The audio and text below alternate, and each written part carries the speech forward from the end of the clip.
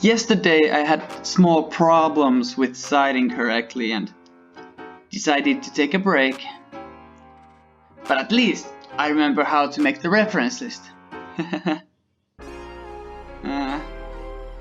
There's many instructions and styles how to make the reference list. And in my university we use a bit of modified APA and Harvard kind of combination. Let's get to it. Well, this is simple. Teaching for quality learning at university, John Peaks, Catherine Tang, a book, 2 authors, not anything too hard.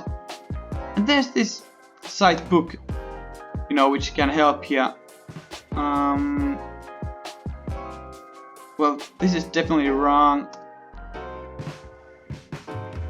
This is wrong.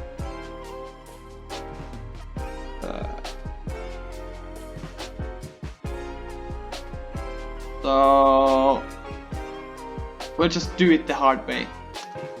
This is what it should look like. So here, damn it, hyperlink. Yeah, this is what it should look like. Easy. Okay, then on to the next. Oh no, this name again.